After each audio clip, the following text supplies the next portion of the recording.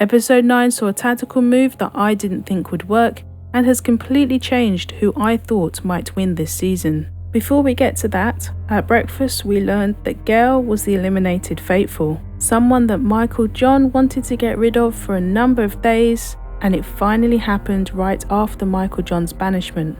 Gail could have been useful to either Kira or Neda in the final episode.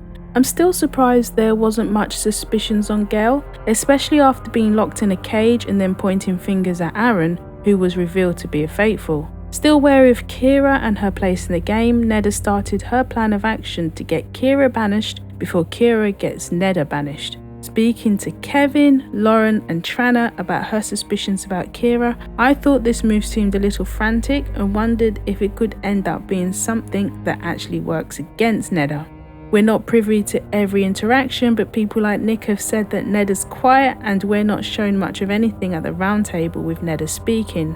What did become evident is that she obviously has a decent enough relationship and some semblance of trust with Kevin, Lauren and Tranna, as they were the ones Neda went to, and they seem receptive to her thoughts, encouraging Neda to speak up at the round table. In one car you had Neda, Kevin, Lauren and Tranna talking about Kira, while Cedric, Kira, Laurie and Nick were in the other car where Neda's name was mentioned. Kira mentioned Neda being quiet but manipulative on Big Brother. If you heard that and you hadn't watched it, I think it would be something that would stick in the back of your mind and make you question if Neda was a traitor.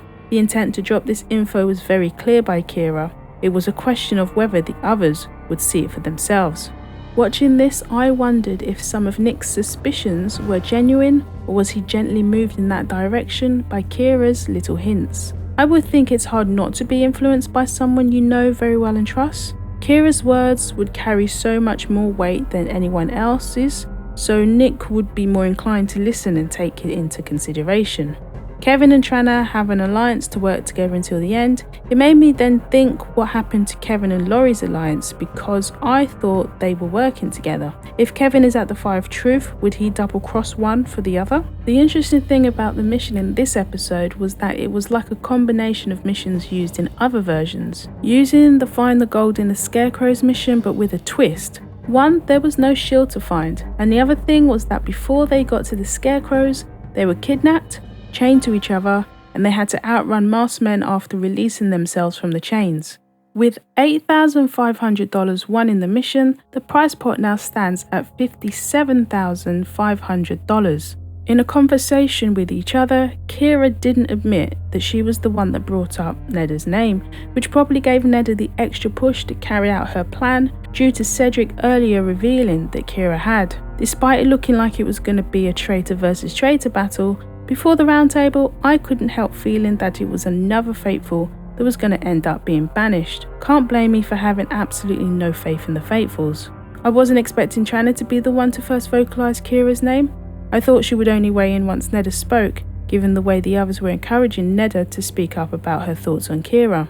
Neda did speak up, and she made an interesting point that when Pac-Man and Nick had previously spoke about their suspicions of Michael John, he almost dismissed them and didn't really turn it around on them. The opposite could be said when Kira spoke about Michael John. He did try with more effort to defend himself and even tried to turn it back on her. Neda used this as a point of her argument that it looked like Michael John was betrayed by Kira. In turn, Kira used Neda's quietness and her appearance on Big Brother against her.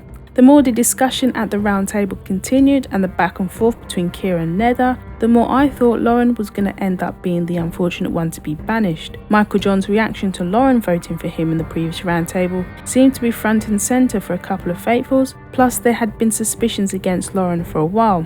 Neda's main obstacle was that her plan was reliant on a bunch of Faithfuls Kira had struggled with on more than one occasion to get Michael John banished. Trying to get the Faithfuls to listen was always going to be a tall order, so it completely surprised me that Neda managed to pull it off. Kira was trusted amongst many, so I thought there wouldn't be enough votes in Kira's direction. Even though Kira tried to turn suspicions back in Neda's direction, in order to try and save herself, Kira voted for Lauren because that gave her the best chance of survival. I was surprised that Cedric voted for Kira. I thought he would have voted for Lauren, especially as he defended Kira. Laurie was the only one who voted for Neda, and it will be interesting to see if Laurie carries that suspicion into the final episode, as she might not be the only one. Kevin and Lauren are questioning Neda's status, and so is Nick. Before this episode, I thought one or both the traitors would win, but now I think it will be the Fatefuls.